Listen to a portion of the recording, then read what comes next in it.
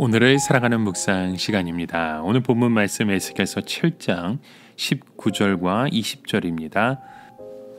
그들은 그 은을 거리에 던지며 그 금을 오해물같이 여기리니 이는 여호와 내가 진노를 베푸는 날에 그 은과 금이 능히 그들을 건지지 못하며 능히 그 심령을 족하게 하거나 그 창자를 채우지 못하고 오직 죄악에 빠지는 것이 됨이로다.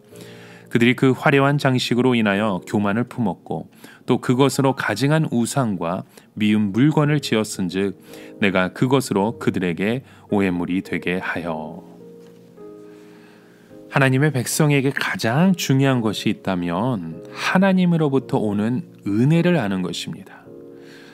우리가 하나님의 은혜로 산다고 할 때 이것은 참 너무나도 우리의 상황을 불안정하게도 합니다. 예를 들어서 이스라엘 백성들이 광야에서 만나로 살아가는데 만나라고 하는 것은 하늘에서 내리지 않으면 당장 이스라엘 백성들은 굶어 죽을 수밖에 없습니다.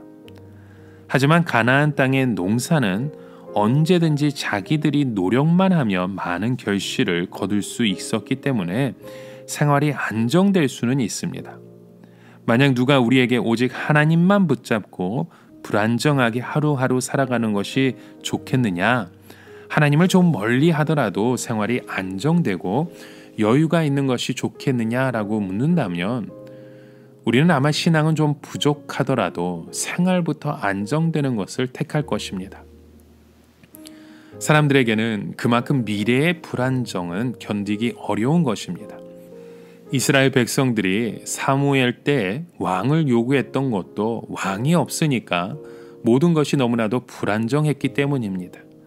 물론 이론적으로는 이스라엘 백성들이 하나님의 말씀에 순종하기만 하면 하나님께서 이스라엘을 지켜주시게 되어 있지만 인간이 한 번도 죄 짓지 않고 완전하게 믿는다는 것은 불가능했습니다.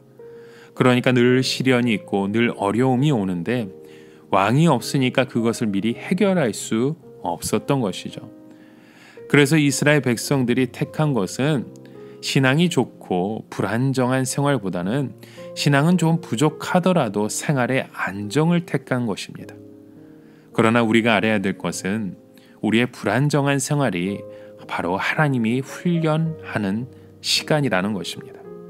불안정한 생활에서 하나님을 의지하는 훈련을 받아야 안정되었을 때 죄를 덜 짓게 되는 것입니다. 불안정한 상태에서 하나님을 의지하는 훈련을 받지 않는 사람은 나중에 잘 되거나 성공을 하면 거의 다 교만해질 수밖에 없습니다. 이처럼 오늘 우리의 삶 가운데 가장 강한 욕구가 있다면 바로 이런 생활의 안정입니다. 집의 안정이고 직장의 안정이고 사업의 안정을, 미래의 안정을 원하는 것은 우리의 삶의 근본적인 욕구입니다. 이것이 우리의 삶에 필요하지만 여러분 이것보다 더 중요한 것은 하나님을 의지하는 것입니다. 우리가 하나님을 의지하기보다 이것부터 먼저 붙잡으면 반드시 타락하게 됩니다. 오늘 본문 말씀 가운데 유다 백성들이 금을 많이 가지거나 은을 많이 가진 것 자체가 나쁜 뜻은 아닙니다. 중요한 것은 그들이 하나님을 믿지 못해서 은이나 금을 절대적으로 믿었다는 것입니다. 돈을 가진 사람들의 특징을 보면 어떤 어려움이 생겼을 때 기도로 해결하지 않고 돈으로 해결하라는 것입니다. 그러면 하나님께서 그런 사람을 도우실 필요가 없는 것이죠. 하나님께서는 은이나 금의 그들을 지켜주지 못할 것이라고 말씀하셨습니다. 그것은 마음을 채워주지 못하고 배도 채워주지 못하는 것입니다. 결국 그들은 그 아까운 은이나 금도 오해물처럼 여기게 되릴 것이라는, 바로 이 오해물이라는 것은 부정한 물건을 뜻하고 있습니다. 왜 유다 백성들은 그렇게 그 우상에 빠져야 하고 그렇게 우상을 숭배했었습니까? 주위 모든 나라들이 우상을 섬기고 있고 우상을 섬겨야 따돌림을 당하지 않고 정상적인 나라로 인정을 받고 대접을 받으니까 그런 우상을 받아들이고 빠졌던 것이죠. 결국 남에게 지기 싫고 남에게 빠지기 싫고 남의 나라에게 인정받으라고 하다 보니까 하나님이 싫어하시는 그 우상을 끌어들이겼던 것입니다. 그러나 그 근본적인 이유는 바로 하나님 하나만으로는 부족하다고 생각했던 것이죠. 곧 하나님만 온전히 잘 섬기면 우리가 행복하게 살 수 있음에도 불구하고 이스라엘은 그 사실을 믿지 못했습니다.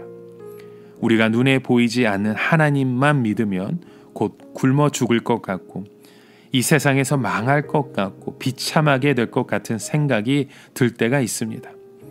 하지만 우리가 온전히 하나님만 믿으면 얼마든지 성공할 수 있고 놀라운 축복의 삶을 살 수 있습니다. 그런 까닭에 우리는 하나님의 말씀 외에 세상에 유행하는 성공 케이스를 끌어들이면 안 됩니다. 이스라엘 백성들은 하나님을 전적으로 신뢰하지 못했습니다. 그래서 우상을 끌어들이니까 다른 사람들과 교류는 잘 되어서 수입도 올라가고 인기도 올라가고 유명해지게 되었죠. 그리고 성전도 제단만 있으니까 천하에 썰렁해 보기 싫었습니다. 그래서 다른 나라의 유명한 제단들을 가지고 와서 세워놓으니까 아주 좋아 보였던 것입니다. 하지만 그 과정에서 자기들도 알지 못하는 사이에 하나님의 은혜가 중단되기 시작했던 것입니다. 그 결과 온 유다 백성들의 마음속에 교만과 포악의 암이 퍼지기 시작했던 것입니다. 결국 우상의 정체를 깨닫게 된 것은 멸망하고 붙들려 갈 때였습니다. 이 우상이 그들의 온 양심과 마음을 뒤덮고 있었기 때문에 하나님의 은혜가 그들의 삶 가운데 들어갈 수 없었던 것이죠. 여러분, 오늘 우리는 하나님의 은혜 없이 단 하루도 살아갈 수 없습니다. 그러기에 하나님의 은혜를 구하는 심령이, 그 가난한 심령이 사라지지 않도록 오늘도 힘써 간구해야 합니다. 여러분, 우리의 모든 그 심령이 가난한 자가 되기를 바랍니다. 그래서 오늘 이곳에서 하나님의 성령이 쏟아져 에스겔의 성전이 되고 골짜기의 마른 뼈들이 다시 살아가는 그 기적들이 우리의 삶에도 이루어지고 세워지길 주님의 이름으로 간절히 축원합니다. 오늘을 살아가며 한 가지 묵상의 질문을 드립니다. 여러분, 오늘 우리 눈에 보기 좋은 것, 우리의 마음이 끌리는 곳은 어디에 있습니까? 이 세상을 바라보며 세상의 금이나 은을 찾는 그런 우리의 모습은 없는지요? 여러분, 오늘 우리의 삶 가운데 다시금 우리의 그 모습을 돌아보며 세상에 망할 것을 찾아가는 것이 아니라 무엇보다도 하나님의 은혜를 찾아가고 그 은혜를 다시 세워가는 저와 여러분의 하루에 고백되어지시길 주님의 이름으로 간절히 축원합니다. 함께 기도합니다. 하나님 아버지, 오늘 우리의 그 양심과 그 마음을 다시금 돌아보며 무엇보다도 하나님의 은혜 속에 살아갈 수 있는 주의 자녀 되게 하여 주시옵소서.